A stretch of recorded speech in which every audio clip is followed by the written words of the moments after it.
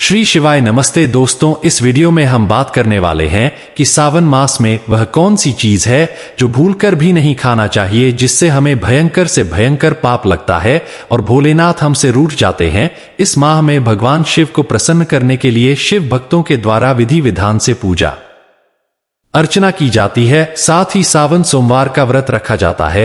इस पूरे माह में देश भर के शिव मंदिरों में भक्तों की काफी भीड़ देखने को मिलती है। मान्यता है कि जो कोई भक्त सावन माह में विधि पूर्वक पूजा करता है उसे महादेव का आशीर्वाद प्राप्त होता है।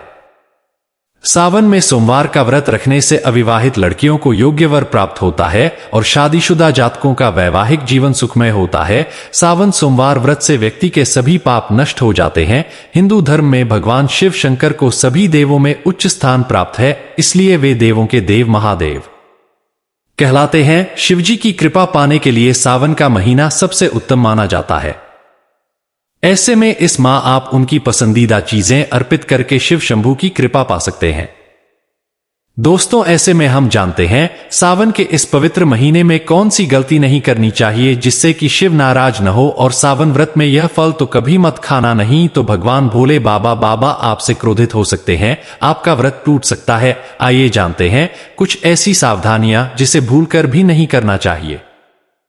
दोस्तों, नंबर 1, बड़े शास्त्रों में कहा गया है कि व्रतधारी को उधार मांगकर फल आदि नहीं खाने चाहिए, इससे पाप लगता है और व्रत अधूरा रह जाता है। सोमवार का व्रत हो या कोई भी व्रत क्यों ना हो, पड़ोसियों से मांगकर भी व्रत आदि में फल वगैरह नहीं खाने चाहिए। व्रत में उधार मांगकर खाने से व्यक्ति का व्रत झूठा हो जाता है। ईश्वर की शरण में आने पर व्यक्ति को झूठ नहीं बोलना चाहिए, कर्ज नहीं लेना चाहिए, चुगली आदि नहीं करनी चाहिए, उधार मांगकर भी नहीं खाना चाहिए। अगर आपको कोई अपनी मर्जी से खाने के लिए व्रत में कुछ देता है तो उसे आप खा सकते हैं, लेकिन व्रत में कम से कम उधार मांगकर फल आदि नहीं खाना चाहिए, इससे पाप लगा आता है और व्यक्ति की पवित्रता भंग हो जाती है।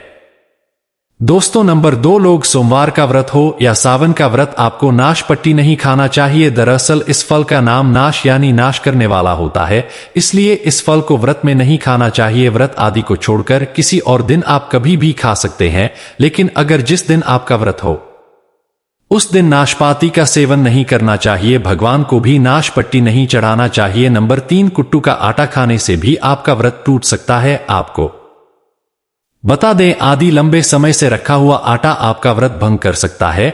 दरअसल पुराने आटे में घुन आदि कीड़े वगैरह पर जाते हैं जो ठीक तरह से दिखाई भी नहीं देते।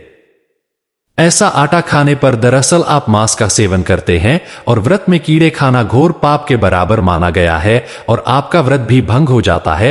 व्रत में ताजा आटा खाना चाहिए। लंबे समय से रखे हुए आटे में कीड़े पड़ जाते हैं, ऐसा कभी न करें। व्रत हमेशा शुद्धता में ही रखना चाहिए। दोस्तों, सावन का महीना बड़ा ही पवित्र महीना माना गया है, इसीलिए यह 5 चीजें भगवान शंकर के पास कभी न रखें। तो चलिए जानते हैं उन 5 चीजों के बारे में। नंबर 1, जहां रखा होगा शिवलिंग या महादेव की कोई भी प्रतिमा तो वहां पर भूलकर भी चप्पल जूते लेकर नहीं जाना चाहिए।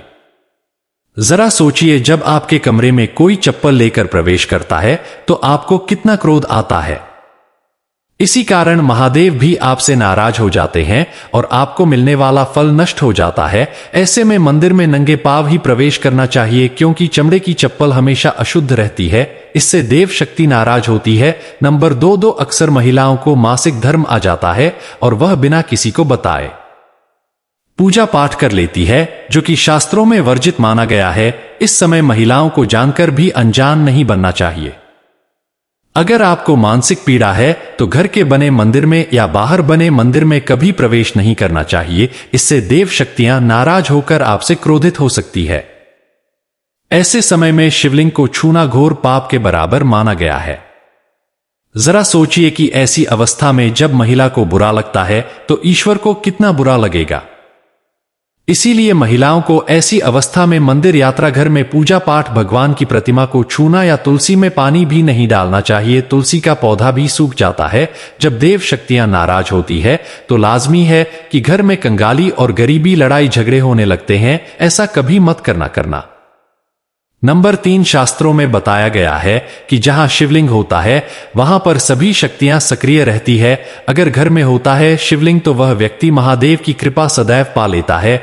वास्तु शास्त्र के अनुसार शिवलिंग से हर वक्त ऊर्जा का संचार होता रहता है, इसीलिए शिवलिंग पर जलधारा हमेशा होनी चाहिए, जो ऊर्जा को शांत रखता है। कुछ लोग अपने घर में शिवलिंग तो रख लेते हैं, लेकिन वह 1 हफ्ते के बाद जल चढ़ाते हैं, जो कि बिल्कुल भी अच्छा नहीं माना जाता था।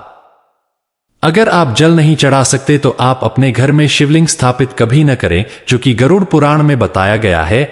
इससे उल्टा घर में विनाश होता है। नंबर 4, शास्त्रों में बताया गया है कि तुलसी और महादेव का बैर माना गया है। इसी कारण तुलसी में शिवलिंग और गणेश की प्रतिमा को नहीं रखा जाता है। कई लोग जाने अनजाने में शिवलिंग को तुलसी में रख देते हैं और घर में परेशानियां आना शुरू हो जाती है। इससे महाशक्तियां क्रोधित हो जाती है। शिवलिंग पर तुलसी भी नहीं चलना चाहिए। तुलसी में और शिवलिंग में कुछ दूरी होनी चाहिए। नंबर 5, घर का मंदिर या बाहर का मंदिर, किसी भी मंदिर में ऐसे व्यक्ति को प्रवेश नहीं करना चाहिए जिसने स्त्री प्रसंग अर्थात संभोग किया हो या उसने मांस खाया हो। अगर आप शारीरिक रूप से गंदे हैं तो मंदिर के आसपास भी नहीं जाना चाहिए। घर के बने मंदिर में कोई कपड़ा आदि डाल देना चाहिए। आप ही सोचिए, क्या आप मांस खाकर या स्त्री के साथ शारीरिक संबंध बनाकर भगवान के पास जाएंगे और क्या वह आपसे प्रसन्न होंगे? बिल्कुल भी नहीं। वह आपसे क्रोधित हो सकते हैं और आपसे नाराज हो जाएंगे। शास्त्रों में इसे घोर पाप माना गया है। इससे व्यक्ति नरक में जाता है। ऐसा दुष्ट स्वभाव मनुष्य की बर्बादी का कारण माना गया है। ऐसा ना करें। स्वर के सामने हमेशा नहा धोकर मन पवित्र लेकर ही जाना चाहिए। इससे सभी शक्तियां आपसे प्रसन्न रहती है। दोस्तों, तो सावन के महीने में महादेव को ऐसे बेलपत्र कभी मत चढ़ना, बहुत ही अशुभ माना जाता है। दोस्तों, पौराणिक मान्यताओं के अनुसार बेलपत्र चढ़ाने से शिवजी का मस्तक शीतल रहता है। बेलपत्र से भगवान शिव की पूजा करने से दरिद्रता दूर होती है और व्यक्ति सौभाग्यशाली बनता है। इससे हनुमान जी भी प्रसन्न होते हैं, क्योंकि वे शिव के अवतार हैं और इस बात को शायद ही कोई जानता हो। दोस्तों, पहले आप यह जानें कि बेलपत्र का उपयोग और इसके लाभ कैसे मिलते हैं। नंबर 1, बड़े बड़े तीनों लोकों में जितने तीर्थ स्थल प्रसिद्ध है वे सभी तीर्थ स्थल बेलपत्र के मूल भाग में स्थित माने जाते हैं। इस बात को शायद ही कोई जानता हो। नंबर 2, यदि बेल का वृक्ष घर के बीचों बीच या पूर्व दिशा में लगा होगा तो घर में धन धान्य की कोई भी कमी नहीं रहती है और परिजन खुशहाल रहते हैं। नंबर 3, जो व्यक्ति बेल के वृक्ष के मूल भाग की गंध पुष्प आदि से पूजा अर्चना करता है उसे मृत्यु के पश्चात शिवलोक की प्राप्ति होती है। दोस्तों, हम बात करते हैं सावन सोमवार व्रत में क्या नहीं खाना चाहिए। जाए तो देखिए दोस्तों, सावन व्रत में बेसन, मैदा, अनाज से परहेज किया जाता है। व्रत रखने से शरीर को डिटॉक्स करने में मदद मिलती है, इसलिए आपको इस दौरान मांस, मछली और अंडे का सेवन करने से भी बचना चाहिए।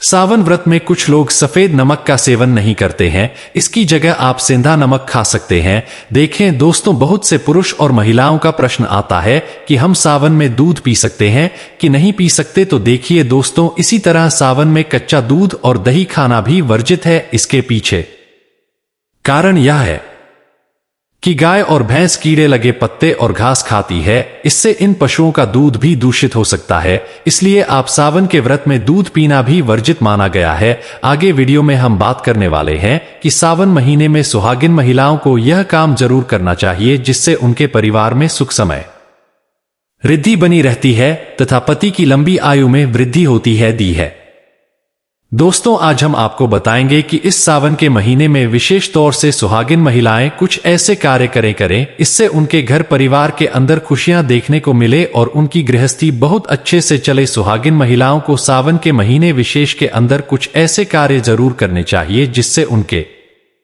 जीवन में सफलता प्राप्त हो और उनकी घर गृहस्थी बहुत ही अच्छे तरीके से चले। तो दोस्तों, बात करते हैं ऐसे कौन से कार्य है सुहागिन की महिलाओं को विशेष तौर से सावन के महीने के अंदर करने चाहिए। दोस्तों, सबसे पहला कार्य है कि सुहागिन महिलाएं जब भी आप सोमवार का व्रत रखती हैं और सावन के सोमवार शिव जी को जल अर्पित करती है, सुहागिन महिलाएं बाल जरूर धोएं। दोस्तों, सुहागिन महिलाएं बिना बाल धोए सोमवार का व्रत नहीं रखें। सुहागिन महिलाएं अगर सावन महीने में सोमवार व्रत बाल धोकर व्रत रखते हैं तो उन्हें उनका फल या जो भी विश है वह भगवान भोलेनाथ पूरा कर देते हैं। और दोस्तों, कहा जाता है कि पूरे सावन के महीने के अंदर भोलेनाथ सुबह के समय में इस धरती पर माता गौरी के साथ का भ्रमण करने के लिए